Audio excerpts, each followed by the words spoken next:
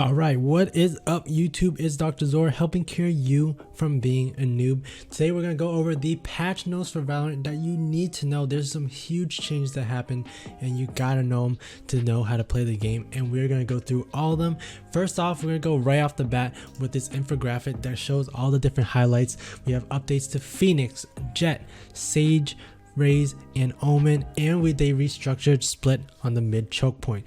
And then with that, the biggest things, thank goodness the hit registration is improved, so we can look forward to that. And you can no longer do Viper's supersonic wave. There was a boost they could do with her E ability, and now you can't do it, so that's actually a good thing. There was some crazy boosts that people were doing, so that's definitely something that is good to hear. And then there's some new changes. We got REYNA, a new map, Ascent, and we got Spike Rush game mode. So we're gonna go through all the different things on what this update entails, so make sure to hit that subscribe button, like the video. Let's go for 150 likes, and comment down below on what you're most excited for. And if you're gonna main REYNA, I think a lot of people are gonna plan to do so, and I might be as well, so let me know in the comments down below. Alright, let's get into it. Alright, so the first thing that really shot out is the Sage updates. She has been nerfed quite a bit in this update. Her healing orb has now gone up to a 45-second cooldown. You could actually heal quite a bit with this orb, so I actually think this cooldown is reasonable. You can only use it once or twice on a round, versus you can potentially go up to 3 times during a round. So I think this orb is definitely appropriate. And then the barrier orb is where I kind of disagree about. The segment health reduced to 800, and then the orb duration to 30 seconds. The main reason they did this is because of the pistol rounds. They felt like this barrier orb was way too strong in the pistol rounds, and I agree, it definitely took a long time to break these walls down. I don't know if maybe there should be something with the pistol interaction with the orb to adjust to this, because for the rest of the game the rifles are so strong and can just take out this orb, and it's just a lot less effective. So I'm questioning this one. I feel like there should have been another way to do this, but nonetheless we'll give it a shot in the map and we'll figure out how it goes. But overall, Sage has been nerfed, so make sure you're aware of that with the barrier orb and the healing duration. Next up, the Raze blast pack has changed its radius to 1 meter instead of 2 meters, so just overall not a huge change, but it was a pretty strong weapon that people use with the satchel to do a ton of damage. But now the range has dropped, so now you won't be able to do it as quickly and as effectively as you could before. So a pretty good change. I haven't seen it used quite as impactfully as it could have in game, but again, just a little minor adjustment to Raze. But the big thing here, JETT went through a huge buff, and I'm actually pretty happy about this. I actually predicted that her cloudburst smoke was actually going to go up, and it did. So now it's at 7 seconds, and that just allows her to just work with the smokes a lot more. Like most of the time with JETT, when it was 4 seconds, you throw a smoke, but it lasts so little time, it doesn't give you a lot of defense overall. So 7 seconds I think is actually a pretty good medium point. You can throw it a lot faster than other players like Brimstone. It takes quite a while to go down, so I think this change is actually super good and actually buffs JETT and makes her potentially a little bit more viable, allows her to entry a little bit more, and then throw those smokes to throw people off guard. Coming on next with the tailwind, this is interesting as well. You'll see multiple times if a JETT player is going through trap wires that they'll just get stuck in it, and this actually is interesting. The tailwind force actually will break free of the trap wires now, so JETT can actually fly right through it with tailwind. So this allows her again just to make those aggressive risky plays like the agent that she should be. So again, allows her to just shine a little bit more, and with those trap wires it could actually make JETT a little bit more viable to counter Cypher a little bit more. Just have one player that dashes in first and the team can just fall back, and then Cypher doesn't have a lot of time to react because the trap wire just breaks and jets right through. So a huge buff to JETT I think with these changes, just the cloudburst going up and the tailwind power to destroy Cypher traps. It could be a potential counter to Cypher, and I think we'll actually see JETT played a lot more with these changes. Now coming up next, Phoenix. I won't go into the nitty-gritty details. The big thing that happened here is the curveball goes up through 1.1 seconds. I think that's definitely good. I actually felt the 1.8, just like they said, it was way too short. I hit a flash, it's perfect, but then the enemy is pretty much good to go. If they ran away just a tad, they'd be able to dodge it, and then the duration is gone. So bumping it up 1.1 seconds is fantastic, and it'll make Phoenix a lot more viable as an agent. And then run it back, a good quality improvement as well. You will have your weapons reloaded when you respawn. I know a lot of players, they go in with their ult and then they go get the kills, they shoot, they run out of bullets, and then they come out and they try to go back in, and then their bullets are not reloaded, so then they just end up screwed and they just shoot 1 or 2 bullets and then they have to reload, and then it gets awkward and then you die. So run it back, definitely a good improvement. Let that gun reload and it'll make him a lot more aggressive with the ultimate as well. And then the curveball change, also huge.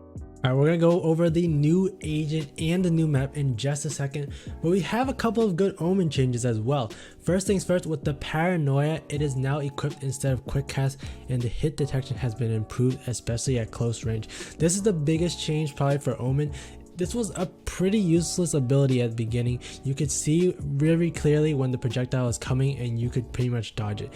Now the enemies are going to receive a warning. It's not clear what this is. Maybe it's going to be a sound cue of some sort, but you won't know if the projectile is actually firing at you or not, if it's going to hit you or not. So players have to actually just predict where it's going to come, and that's going to make it easier for Omen himself to land the paranoia and actually blind players, versus before when it was just so easily predicted. You could see it a mile away and then you could dodge it. So again, big buff to Omen with this.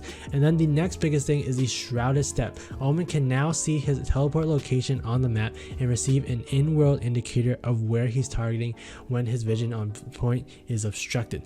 So this is just a very good way to just figure out where you're teleporting on the map. Sometimes you're blinded by smokes and you can't get a clear idea of where your teleport actually is going. So this is going to put it on the map for you. So if you are hiding through smokes and you're trying to do some 3D chess play, this is going to help you out. So big buff again with the paranoia and the teleport from Omen. One more thing that's actually very interesting with this change is Omen's ultimate. Omen can now actually cancel his teleport while it's in shade form by pressing the ability again. You still lose all your ult points though, but again, one of the main purposes of Omen's ultimate is to force the enemy to reposition and have that extra fear factor. So it could be possible for Omen to make again some more 4D chess plays by having him use his ultimate. The enemy has to back up, find where he is, but then he actually ends up canceling it and then pushing with his team like he normally planned, and then that ultimate actually created more space for him to push the site and win the round. So I can definitely see this being used to just trick enemies and catch them off guard, and then you guys push off of it. So again, huge buffs to Omen again, and I think he's going to be a lot more viable and a lot more played with these changes.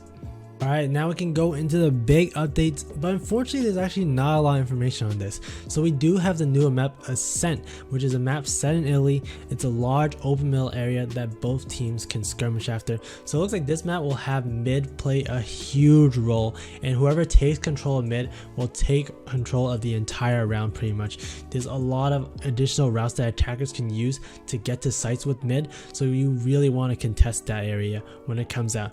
There's no additional information on this, but there are leaked information on the map, so you guys can check that out as well if you're curious on what the map may look like and what the setup is, and then get prepared for tomorrow. Along with that, just some minor changes to the split mid choke point. I don't think this is a huge deal with it. It looks like they changed the middle pathway a little bit, so you have a little bit more versatility on the left side, so you have a little bit more range. It's not as cluttered, and I think this is a very good change. A lot of players were complaining that every single choke point in Valorant is very narrow and you feel claustrophobic, so I think this is their attempt to make mid a little bit more open, and then again force players to contest it a little bit more, as it's similar to what Ascent seems to be planning to do. You can contest mid and then you can go B or A from there and really have a crazy split push or just a sudden attack from mid rotations. So again, a very nice change. I think we'll be curious to see how mid plays out on split, and maybe people will enjoy it a little bit more.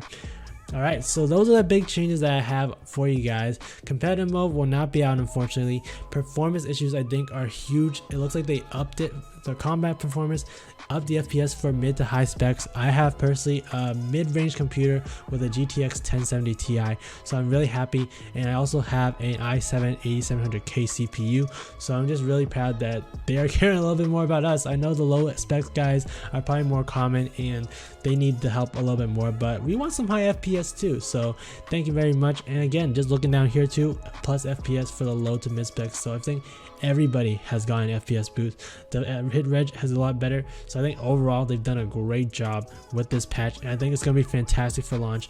And one more thing I want to mention is REYNA.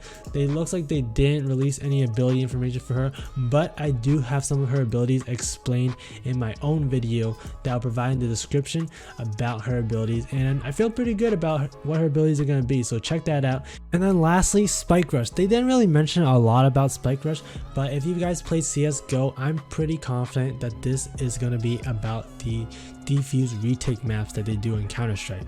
If you guys aren't familiar about that, it's where you have different players that are going into a site.